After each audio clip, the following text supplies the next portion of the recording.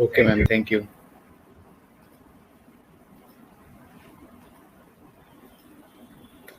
A very good afternoon, everyone. Thank you for joining us for today's EPD workshop on building emotional competence. I, Shuja Ahmed, take this opportunity to welcome you all on the behalf of Geeta Ratan International Business School on this virtual platform for interaction with Dr. Nikhil Kulshrestha. Geeta Ratan International Business School was established in the year 2004. It is affiliated to Guru Gobind Singh Indraprastha University, Delhi, and approved by All India Council for Technical Education, Ministry of HRD, Government of India for technical courses, and Bar Council of India for the law courses. The institute conducts various courses, namely MBA, MBA IP, MCA, BBA, BBA LLB, BA LLB. The institute is accredited as Category A by NAC and assessed as Category A plus by State Fee Regulatory Committee and rated highest grading A by Joint Inspection City of Delhi and Guru Gobind Singh Indraprastha University.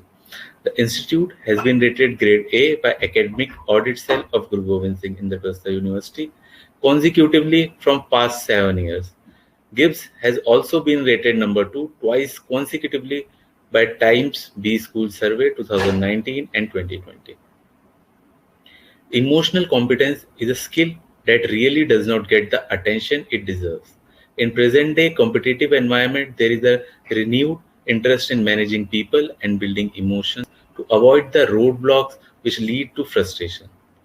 As an important element of emotional competence, which makes us understand someone else's position before our own, showcases one's ability to gain more information and respond more appropriately.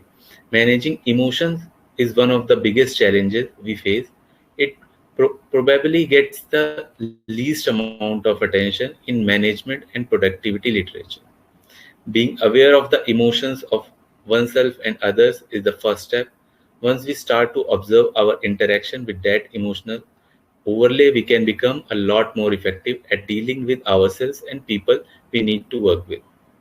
Keeping the above aspects in mind, this workshop is organized to lead student futuristic professionals for improving their ability to build emotional competence, which is reflected in every walk of life, and balancing emotional equation with people around them.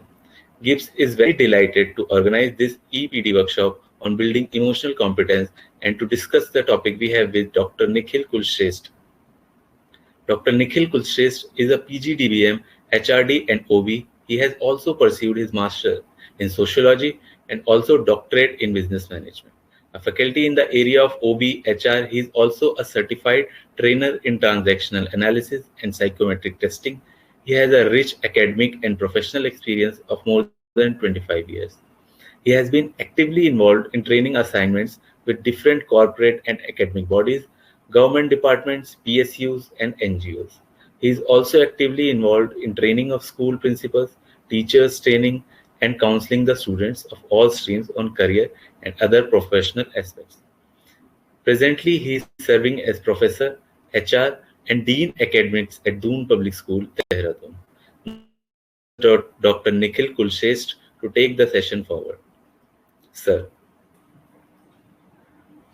Thank you very much, sir, for such a nice introduction. Just a small correction. It is not Doon Public School, it is Doon Business School, Dehradun, which is a B school.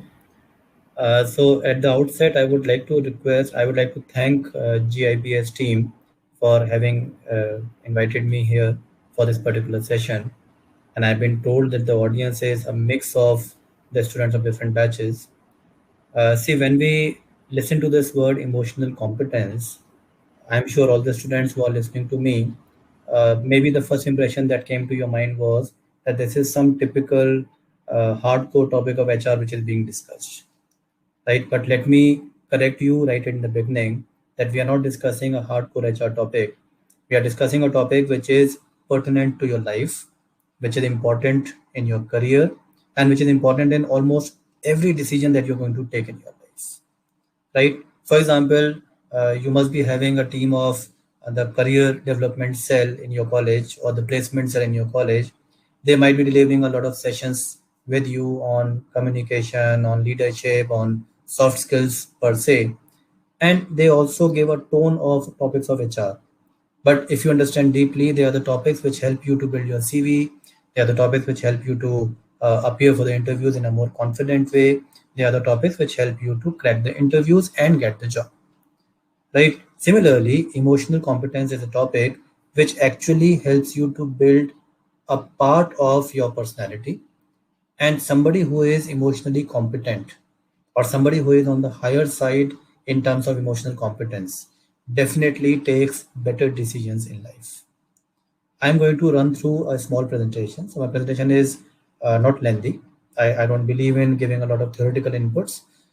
Towards the end of the presentation, I'm also going to touch upon what all you can do to be emotionally competent.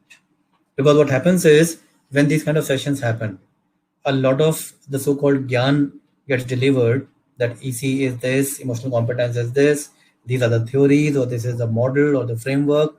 But ultimately, as a student, what you need to know is that if you want to be emotionally competent, what all can you do? So I'm going to leave you with some of the practical tips, some of the practical methods that you can start practicing right from today, with an assurance that if you do it sincerely, you will definitely be able to develop this emotional competence in yourself. So I'm going to start this presentation. If you have any questions or any doubts in between, you can always post that into the chat box and I'll be very happy to answer. So starting with the first thing, if we say what is this emotional competence, you must have heard of a term called emotional intelligence, emotional quotient. We are going to understand the link between all these things today, and let us see how the things move forward. This is one picture which I would like to start with. And this is a very famous picture. I'm sure in some of your cases, your subject faculty would have shown it to you in your classes. This picture is actually a photograph taken in the African subcontinent of Sudan at the time when there was a natural calamity that took place. There was a drought, सूखा पड़ा हुआ था उस area में, and because of that drought, the situation was completely out of control. Now, this scene that you are seeing in this picture, this small child is crawling towards a relief camp so that he can get some food and he can save his life. And if you see closely, just behind this boy, there is a vulture waiting for this child to die so that the vulture can feed on the child and save its own life. So that means both these people who are seeing on the, both these creatures which are seen on the slide, both of them are trying to struggle for their own survival. The story behind this picture is that a world famous photographer called Kevin Carter, he was passing through that area and he saw this particular scene. He realized that this particular picture can actually be an interesting picture for him to fetch a prize. So he took that photo and he submitted this photo to the world's most prestigious photography award called the Pulitzer Prize. So, like we have in other categories, we have Oscars, we have Grammy, and we have film fairs. Similarly, in the area of photography, Pulitzer Prize is said to be one of the highest and the most prestigious award. He submitted this picture to the Pulitzer Prize, and that very year he got the first prize. The moment he got the first prize, obviously there were thousands of calls and messages that started floating in, and everybody said, Kevin, you did a wonderful job, you got the first prize. And everybody's second question was, what happened to the child? Unfortunately, Kevin did not have an answer to this. After some time, after a few months of this incident, Kevin, out of frustration, committed suicide and he left a suicide note, which is even now there in the public domain. There were two parts of that note. One part was that we should be sensitive towards the food. We should not waste our food so that these kind of calamities can be avoided. And the second part, the reason for which I am showing this picture to you. The second part is he used a phrase and he said, I failed to see the bigger picture. which means he saw this picture, he saw this scene, and to him, this was a picture which could fetch him a prize. But he failed to see the bigger picture, which means he failed to realize that the child is dying. He failed to realize that after his death, it would have been really painful if vulture had attacked him. And he did not know what has happened after it. The similar way, we in our lives fail to see the bigger picture many times. What we see around us, our relationship with parents, our relationship with teachers, our relationships with friends, whether it is teenage or we have crossed the teenage, our relationships in the offices, our relationship in the businesses, what we see around us, we realize that that's the only picture that we have. But we fail to see the bigger picture. For example, if the parents are being a little too harsh sometimes to make you understand something in life, to make you understand the value of education, to make you understand the value of a degree, to make you understand the value of knowledge, we start retaliating to the parent that no, you don't know how to behave properly. What is a big deal if you have spent money on us? And we fail to see the bigger picture. We realize the picture maybe when we become parents. With this thought, let me start the concept of emotional competence. So I'll start with two basic definitions and then we'll move to the practical side. Emotional competence and the emotional capital refers to the essential set of personal and social skills to recognize, interpret, and respond constructively to emotions in oneself and others. Okay, so the ability to understand our emotions and the ability to react to those emotions whenever required. And before I move to the second definition, let me just tell you that when we talk of emotions, broadly, other than the normal, there are four emotions. So we are either in the normal state of mind or other than the normal, there are four emotions, and those emotions are known as sad, mad, glad, and scared. I repeat, those four emotions other than the normal are known as sad, mad, glad, and scared. Sad is when there's some bad news, some tragedy that has happened, when we are in an emotional mode which is towards this side.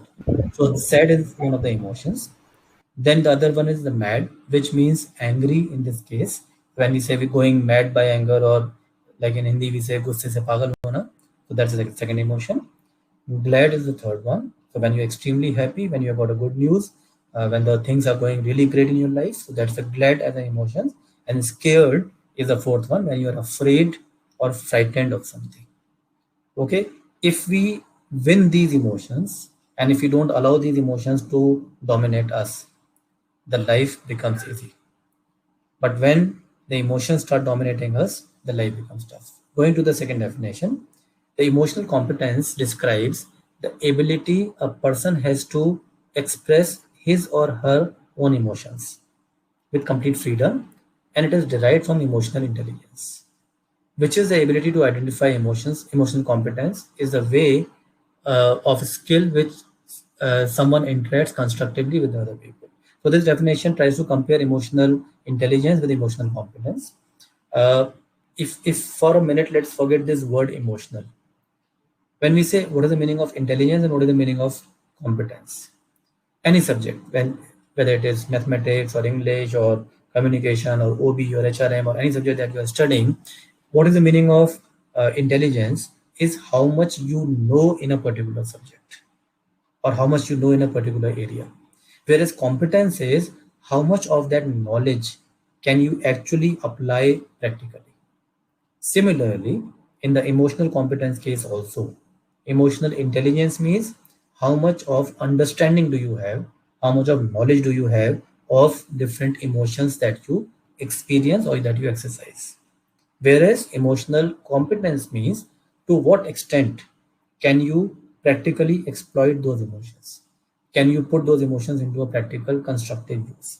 That is emotional competence. So I hope this difference between intelligence and competence is clear to you. Intelligence is the level of knowledge that you have, and competence is the extent to which you can apply that knowledge to the practical use. We'll move forward.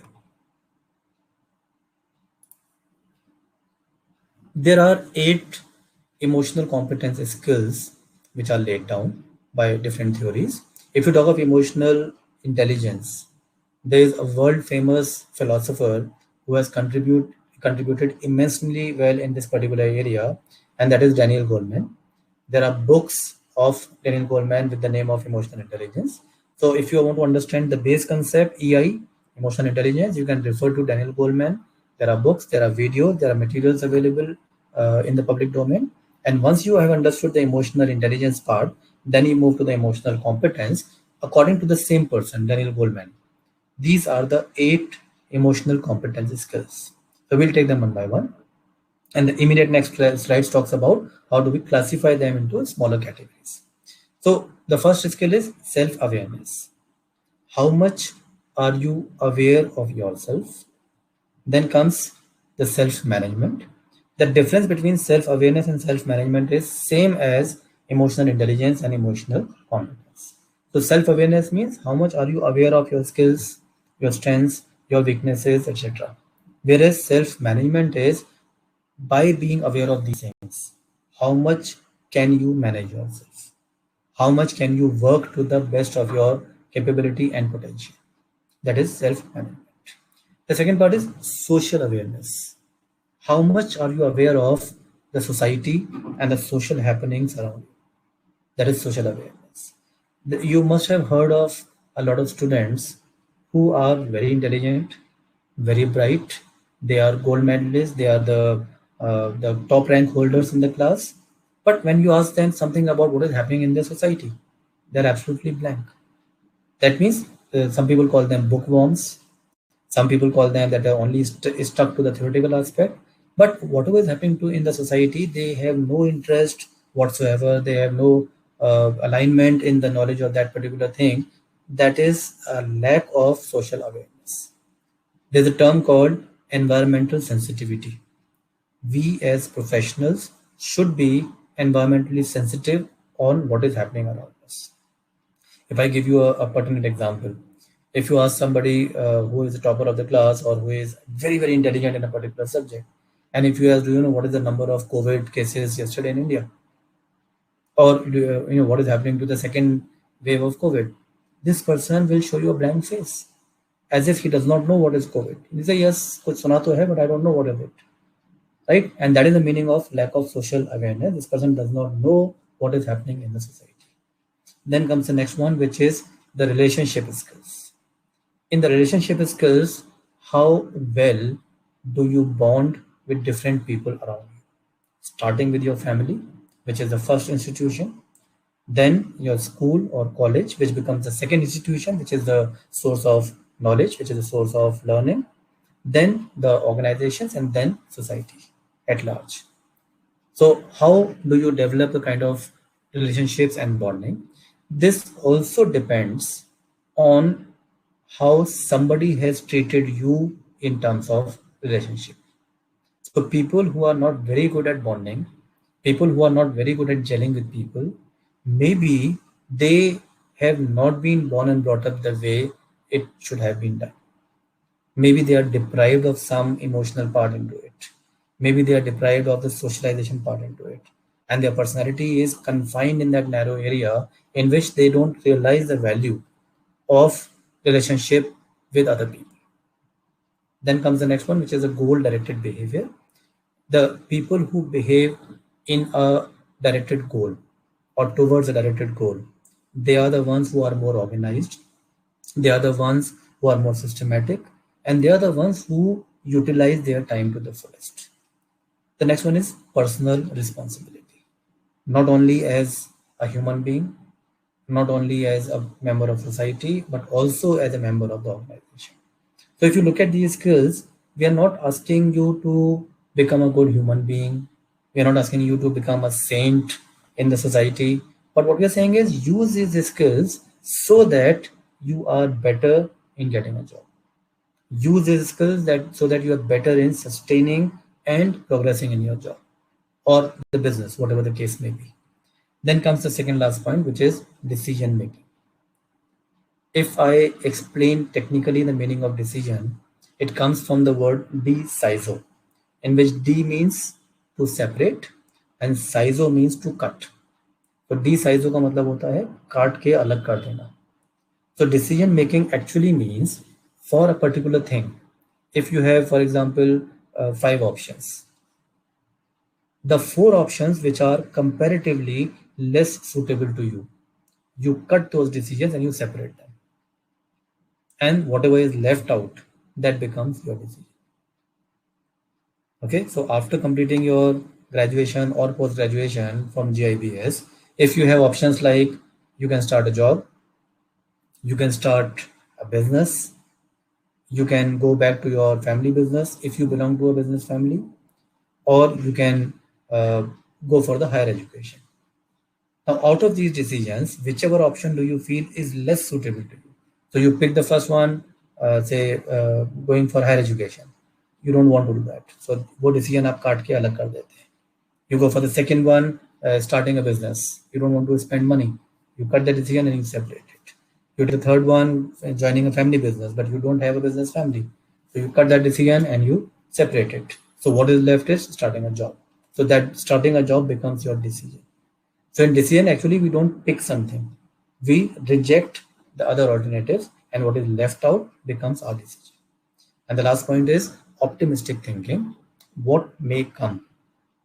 If we keep our thinking optimistic, the life will definitely give us wonderful and beautiful gifts. Nowadays in the HR classes, we say the only area where we do not have to be positive is the COVID positive. Otherwise, throughout our life, we need to remain positive. What may come?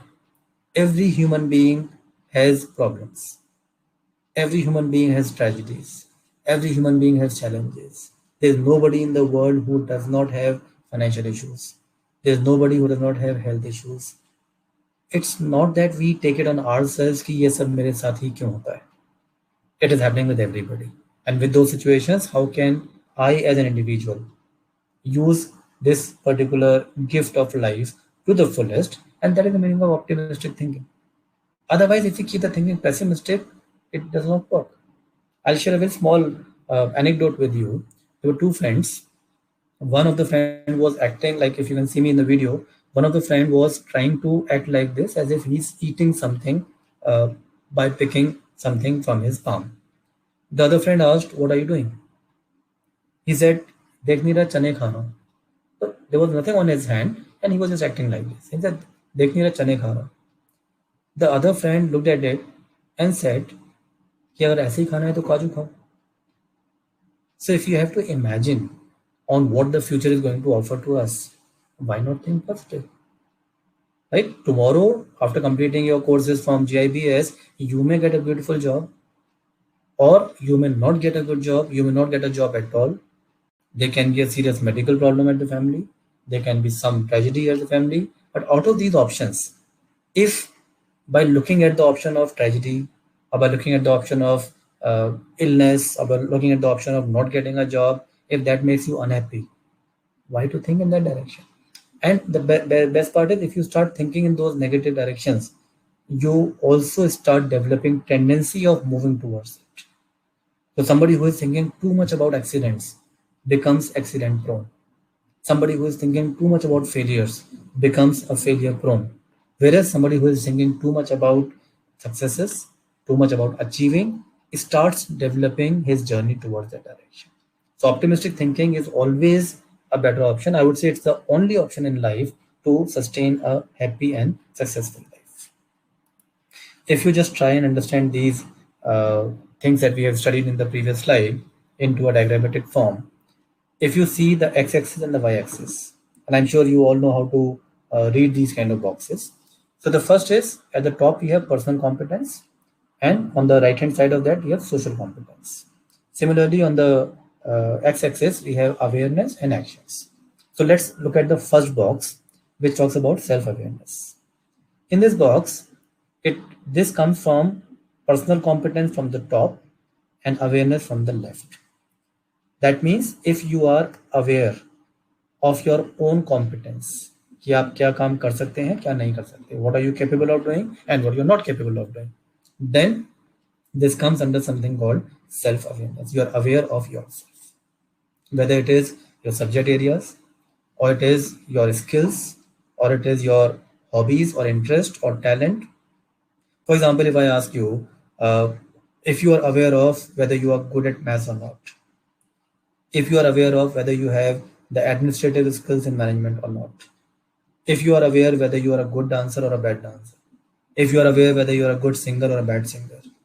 So if you know about your own skills, your own competence in any area, that helps you to be better self-aware. Whereas on the same thing, let's move down on the personal competence. If you also start applying that into action, okay, for example, if you're good at dancing, you participate into dancing competitions. That is self-management in that area. If you're good at leadership skills and you start applying for HR as your management specialization, that is self-management. Okay, so if I just summarize these two columns for your own self, if you are aware of what you can do, that is self-awareness. If you are aware of your competencies, that is self-awareness. And if you know how to apply that practically into action, that is self-management. Right? So if you are aware that you are capable of singing well, that is self-awareness. You know you sing well because you also know it and your other people also have been giving feedback to you. Whereas self-management is if you participate into a lot of singing competitions, you win a lot of prizes, you keep practicing hard so that your singing improves with time, that is self-management. Now moving towards the right hand side, social competence. If you are aware of a social competence, what is your society competent of, or what is your society capable of? That is your social awareness. There is a social competence country wise, region wise, culture wise, caste wise, belief wise. So based on these categories, there's a lot of social awareness. So all these audience which are there right now, if you all belong to a particular caste, you belong to a particular religion, you belong to a nationality, and based on that, if I say, is there anything different between the Indian culture and the foreign culture, or the Indian culture and the US culture? The answer is yes. Any difference between the Indian culture and the Japanese culture? The answer is yes. So that's an awareness that you have about the society. Is there any difference in the rituals of your religion and the religion of other people? The answer is yes. Is there any difference that within the same religion, if we have caste systems, or if we have subcategories, is there any difference in the way people follow festivals or their eating habits or their dressing sense or the way they communicate? The answer is yes. So social awareness is how well are you aware of societal changes. And when you start applying that, you start learning relationship management. How does that happen? Let me quote you a few examples. You move to a society where the culture is different. So suppose within India, you're moving from North India to South India, or you move from East to West. There will be some change in the culture. And if you have the understanding of that culture, if you are aware of that culture, you will not feel bad. Let me give you examples. People who are from Jammu and Kashmir, that complete belt, there's a tendency, and also in major part of Haryana, there's a tendency that the children, they address their parents using the words like tu or tum. Whereas in many other parts, the children, they address their parents as aap. I'm talking of Hindi as a language. So Jammu and Kashmir, Haryana are specific examples in which the son or a daughter addresses its father or grandfather or grandmother, कि तुम ये कर दो, तुम यहाँ चले जाओ, that kind of a thing. Now, if you go to that kind of a place, and people who are very young to you, they start addressing you like this. If you don't belong to that culture, this will come to you as a shocker. But if you belong to that culture, and if you understand that this is the dynamic of this particular culture, you will take it as it is, because you are socially aware that this is a part of the culture of this place. Right? So there may be a lot of rituals, beliefs, practices that people follow. You can only respect that only when you are aware of that social things happening. So if I summarize this thing, a self-awareness leads to self-management, and at the same time, the social awareness about the social rituals, beliefs, rights, and everything, that leads to a better relationship management. Your relationship improves, आपके रिश्ते मजबूत होते हैं because you understand the other person's perspective also, and that is what leads to a lot of emotional competence. Okay, if you're appearing for an interview, the other person is a South Indian, you are from Punjab, and the person asks something about his own culture, and you say, sorry sir, I don't know, I'm from Punjab, I don't know anything about South India. At the first place, you are disconnecting yourself with the person. But on the other hand, if you say that, okay, this is what I have learned because I have some friends from South India, this is what they have told me. So I'm sorry, I may not be completely aware, but this is my level of awareness. And I'm sure you know how to compare that, whether the first answer was better or the second answer was better. Second, at least connects you to some extent. And the first answer straight away disconnects you right from the first place. Moving on, how do we promote social competence? If you see, this is called a pyramid of social competence, emotional competence. And moving from bottom to top, why is it given this kind of a pyramid shape? Because the time involved in doing all these things is almost in the same ratio. So if you go from bottom up, the last line shows building positive relationship. This is something which takes the maximum time in our life. In fact, it's not like a course or a Coursera program that you have done online. It is something in which you have to spend some time every day. Relationship is built in many years and can be spoiled in a few seconds.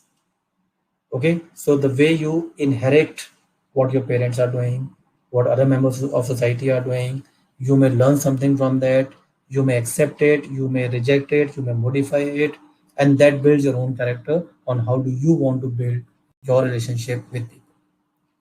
Right? So that takes a lot of time, that takes almost a continuous time of the whole life in which you have to build relationship with people. Then comes designing supportive environment. In order to be emotionally competent, whatever relationship that we have built with people, there needs to be a supportive environment in a way that if you want to support somebody or if you want somebody's support, the families should be bonded, the society should be bonded, the religions should be bonded. Only then these kind of things will happen and people will understand your perspective. Otherwise, you cannot practically keep doing charity throughout your life if it is only one way. So if the relationship is strong, people will like to give, people will like to take, and that's how that bonding becomes stronger and stronger with the passage of time. The third row from the bottom are the social emotional teaching strategies. In this, whatever relationship you have built for so many years, and if there's an environment which is supporting you, you also start disseminating your knowledge to people around you so that that kind of a social culture is built. And then the topmost is the individual initiative interventions. So there's a lot of possibility that you as an individual, you may also take some interventions, you may also take some initiatives, that this is the change that I want to build in this world. Right? A lot of people say कि हम अकेले क्या करेंगे, but the fact remains every big journey starts with the first step. So even if there is one person who wants to start, the things can change. Within India, there are people who started their journey of corporate world and they have created massive change in the society. One example is Mr. Tata, J.R.D. Tata, the senior one. And now I'm sure as a student of management, recently you have heard of this news which Tata Group has announced for the COVID thing, that they've said if an employee of Tata Group loses his life because of COVID, from that point till his retirement age, the group is going to pay the full salary to the employee throughout that thing. So that means that the retirement age is 60 and somebody loses the life at the age of 40. For the next 20 years, every month, full salary that the person was drawing will be delivered to his family member, which is not a small decision, which is giving a lot of emotional competence to the group, and then people will have a lot of learning. So these family members who have this tragedy, who have faced this tragedy, will say a lot of positive things about the company to the entire world wherever they go, right? So that is where individual initiatives can also be taken. So Tata is one example, Patanjali is one example, Amul is one example in which Mr. Korean Varghese, he created the entire thing, and now Amul is one of the best companies in that category in the world. So that's where stories come out from individuals, and the inspiration takes a bigger shape by making of big corporate houses in future.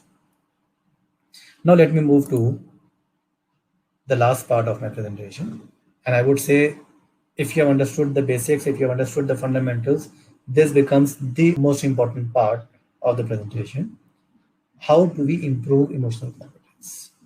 Okay, so we have learned a lot of theory. We have learned what is the basic meaning. We have learned that 4-box diagram. But what do we do as a student? If I am a student of BBA, if I am a student of mass comm or MCA or MBA, what do I do so that my emotional competence gets improved? So let us see. There are different categories, and under each category, I put some activity sets. And I would request you to start practicing these activities from today itself. And in the next 2-3 months, you may like to come back to me, or you may like to come back to your faculty in charge, saying whether there is a change experienced in you or not. So, starting with the first one, develop greater self awareness. So the first activity which I say is the mirror activity. Mirror activity is you start evaluating yourself once a week. There's a saying that you may tell a lie to everybody, but you cannot tell a lie to the mirror. आप सबसे झूठ बोल सकते हैं, but अपने आप से झूठ नहीं बोल सकते. Okay, so rate yourself, whatever parameters you want to rate yourself on, whether it is knowledge or ability of leadership, or your communication, or your social ability, or your self awareness. So, whatever points we did, if you rate yourself, and under each category, give yourself marks out of 10. तो आपको पता है that in communication, if you give yourself 6 out of 10, for example, you know on what point have you detected those 4 marks? Where has the deduction come from? Or on what points have you given those 6 marks? And that gives you a reason to improve कि जो 4 number कटे हैं वो कैसे recover करने हैं, and the 6 marks which you have given, how to maintain that, right? So one is a mirror activity that you can do every week. Take one area and give yourself marks. Don't share with anybody, and see where do you stand. So if you look from the employment perspective, if you see how prepared are you for the employment today, do you have the kind of skills which are required to get a good job? Don't ask anybody. Give yourself marks in one category each week. So week by week, you will get that improvement done. The second is the buddy system in the same category. Buddy system is when you develop a partner, when you develop a classmate or a friend from anywhere, whether from the same batch or from your family or from society, and that buddy gets a license from you to criticize you whenever and wherever possible. So if you're doing something, the buddy gives you a feedback कि ये काम अच्छा नहीं किया, and this can be done in a better way like this. Similarly, you become buddy of the same person. So buddy is a team of 2 members.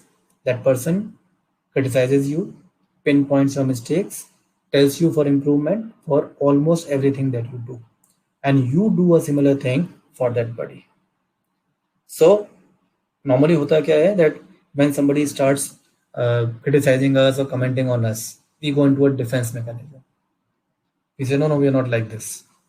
No, today it was a bad day. Otherwise, I am very confident. My comm skills are very good, but my teacher says I'm not good. But if you develop this buddy and you give this permission to this buddy to come out with your weaknesses, you will learn a lot through this process. The second point is practice self-regulation. How do you regulate yourself? Now here there are 3 things which I have listed down.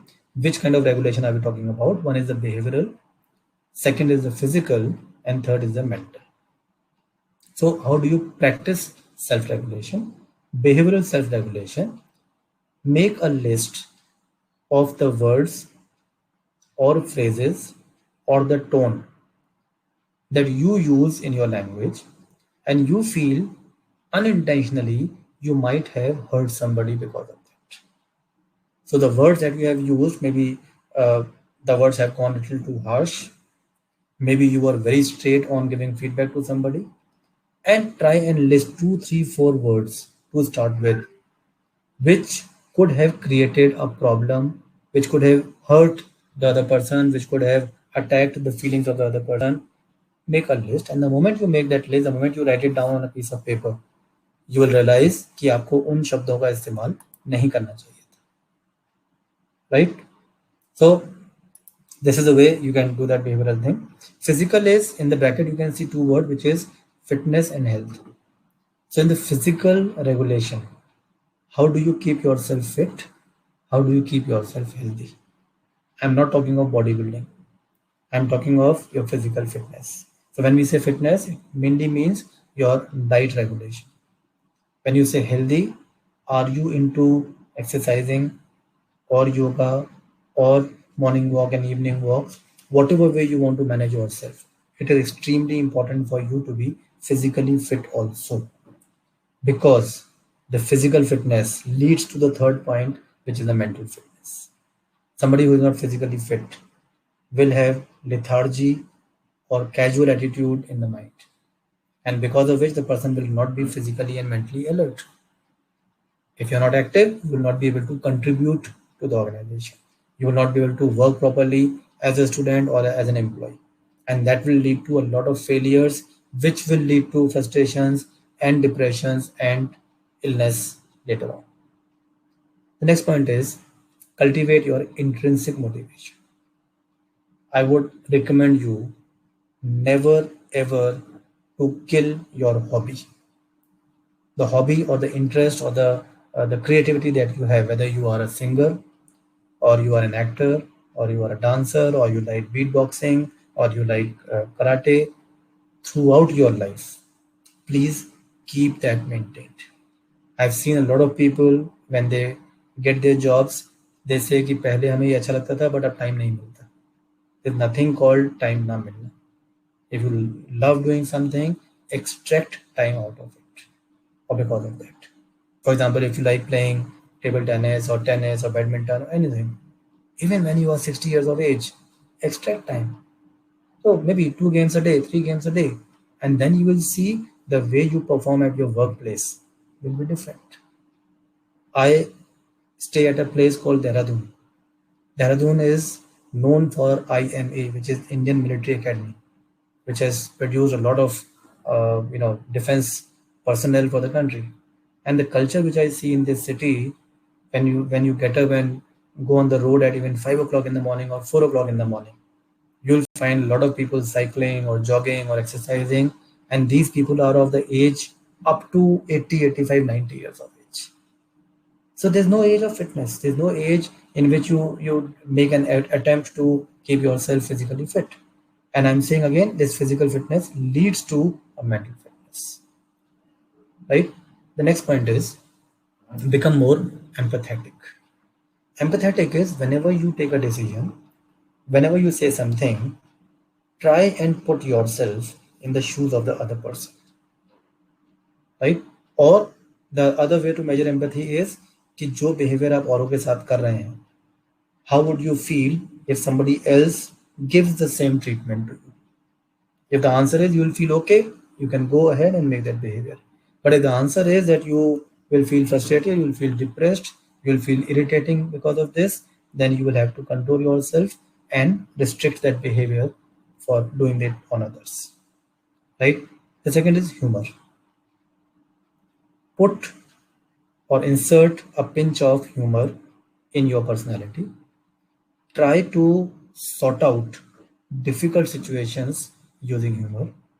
So if there are some conflicts in the organization, if there are some debates in the organization, if you feel that there's something which is stuck and is not moving forward, try and use your humor wherever possible, the way you can do it the best, so that the atmosphere eases out.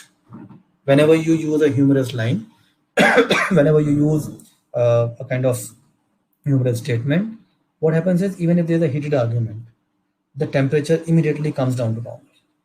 People smile, people laugh, people joke it around, and then for some time, the environment becomes normal. Otherwise, if you don't use humor in your life, even at the professional place, then what happens? The things get heated up. It may lead to arguments. It may lead to physical fight. It may lead to termination of some people. In the extreme cases, it may lead to some people committing suicide also. So, humor is an essential medicine that you can use in your daily life. Then comes the next one, which is the positive conflict management, wherever there is a conflict in the organization. And let me tell you, conflicts will always be there in the organization. You're from management field, anything in management is connected to anything else. For example, if a particular consignment of a product is rejected in the market, is not sold, and comes back to the company, the first question mark is on the salespeople.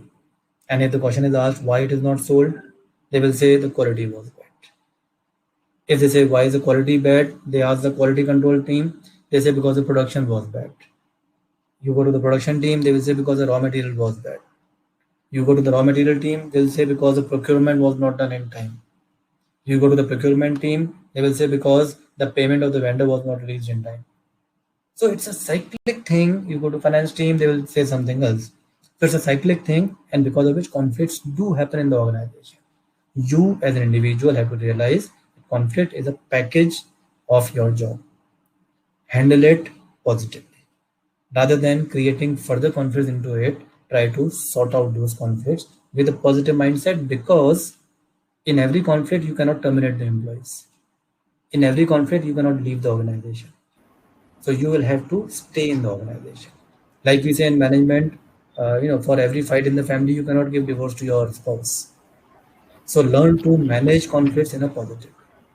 And the last point is improve social skills. And the two things which I'm going to leave before I close, one is the flashback. Flashback is a beautiful game which you can play with your family at least once a week. And that is, go to the flashback, see what you used to do when 10 years back, 15 years back, 20 years back. Open up an old photo album or an old cassette or a CD, play it, and then revive those good memories of past. Similarly, in the organization, you can go to the flashback mode and say that an employee who is the GM of the company today, when he joined 10 years back as a fresher, this was his attitude. This is how he used to hesitate into a number of things. Because when you play this game of flashback, you go back to those memories which are sweet. You revise that thing in your mind, and mentally you feel very, very light, and you go back to those positive thoughts, and then you get a new energy to start the work afresh.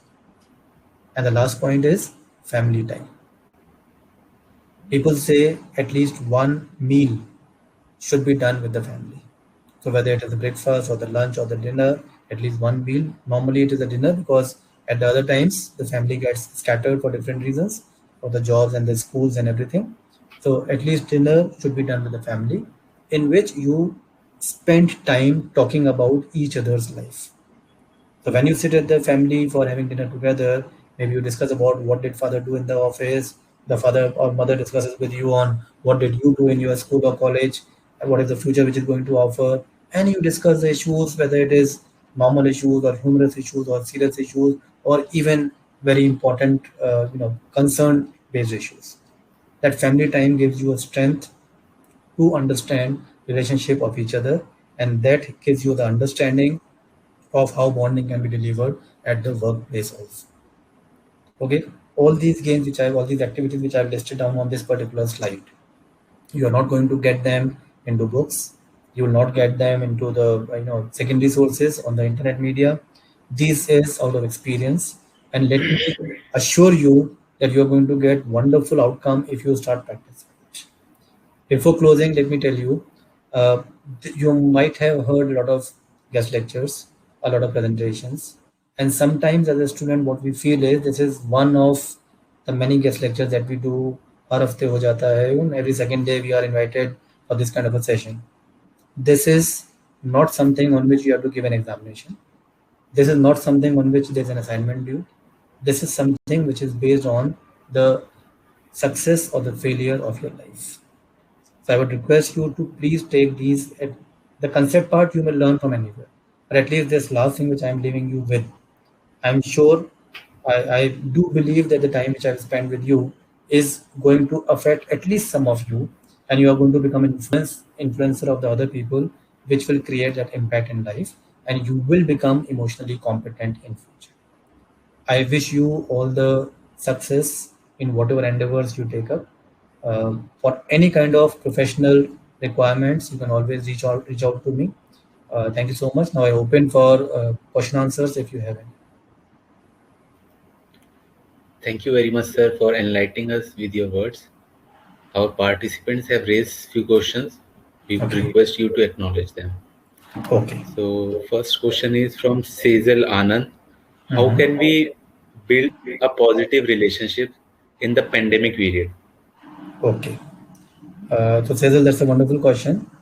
Uh, I would say that in this pandemic period, the first thing that we have to do is to build positive relationship. In our life, there are few things which are in our control, and there are few things which are not in our control. So if we see all around that the people are dying, if we see that there is a hue and cry, even if we are seeing some troubles at the family front, there's something that we can control. We may arrange for some medicines, hospitalization, ambulances, money, but there's something which we cannot control.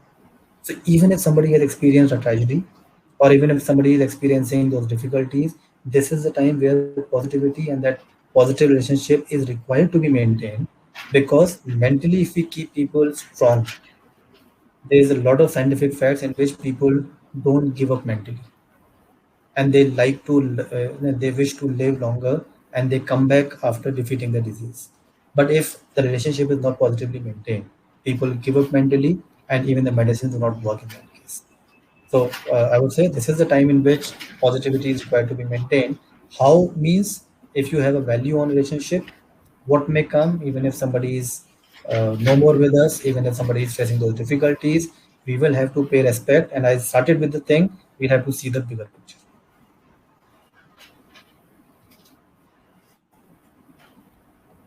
Okay, Nishtha Sharma wants to ask, how can we cope up with others in this pandemic?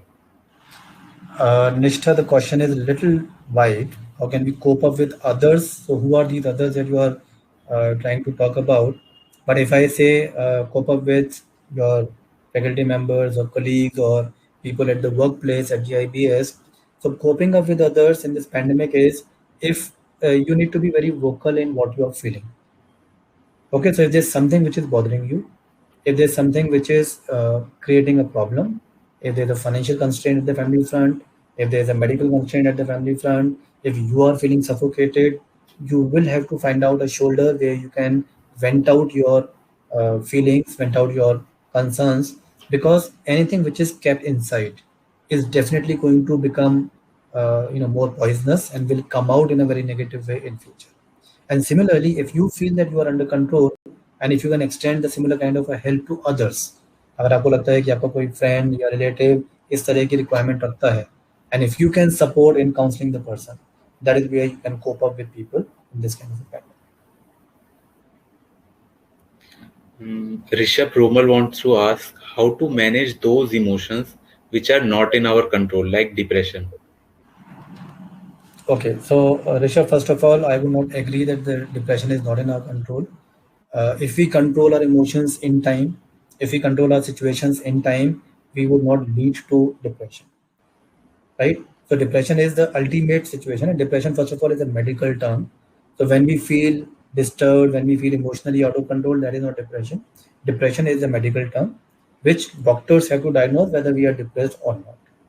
The depression has a medical treatment also, through medicines, through counseling, and the other things. But uh, depression is very much under control. What exactly was the question? Can you please repeat that? How can we? Uh, how to manage those emotions which are not in our control, like depression? Okay, okay. So, Rishabh, first of all, depression is not an emotion. Depression is a lack of ability to control emotions. Secondly, there is no emotion which is not in our control. Like I said, sad, mad, glad, and scared. All these four emotions are in our control. If we improve our self awareness and if we improve our social awareness, we will be able to handle situations better than what we are doing right now. So it's not that the emotions are not under control. The only difference is whether we allow the emotions to dominate us or we dominate the emotions for our better. And lastly, Mr. Rajesh McCall wants to ask, is there any impact on the psychosocial relationship due to financial constraints during pandemic times? Yes, the answer is yes and no. If the relationships are strong, the financial constraint, or somebody is losing a job, somebody is not being paid the full salary, somebody's business has come to an end, these are the challenges. Now the way we look at the situation, suppose if I'm an individual and if I have lost my job, one way is I go to my family, I go to my parents, my wife and my kids, and I say, see, I lost my job, I'm trying to get a new job, and till that time we'll have to sustain, right? And if the bonding over the last few years has been strong, and if family understands me, everything will be revolving around the positivity. People will start learning how to work in minimum means and will give a positive feeling to the entire family before, till the time I get the new job. But if I take it negatively and I say, no, how do I share with my family? They'll feel bad. I don't even have money. This may even lead to a stage where I may think of committing suicide. So I do understand, Rajesh ji, that there are problems in families, in most of the families. All these examples which I've given, less salary, no salary, losing job, losing business, is happening. But this is a time in which the bonding and the positivity with the family is more important. People should speak out more and more. And everybody understand that if somebody is experiencing this thing, it's not because of their failure. So nobody has to treat it that if my salary is coming as half or 50% or 40% or whatever, or if my business has shut down, it's not because I am not capable of it. It's because the situation is has forced us. And this is happening all over the world. It's not only you or anybody else who has done that. So it is important for us to manage these kind of financial constraints also, right? And if I go a step behind to answer Mr. Rajesh's question, if we are socially aware, if we are personally aware of what we are competent of, we would have saved some money for these kind of emergencies. Okay, like people say, we would have brought the umbrella for the rainy season. तो जिन लोगों के संग financial constraint major हुआ भी है, if they were emotionally competent earlier, they would have had at least some buffer in their bank so that they sustain this kind of a problem that they're facing. Okay, thank you very much, sir. On the behalf of Geetharathan International Business School, I would like to extend my gratitude towards your humble acceptance for joining us and enlightening our students with your words of wisdom. Thank you, sir. Thank you, everyone, for joining us. Thank you very much. Thank you so much.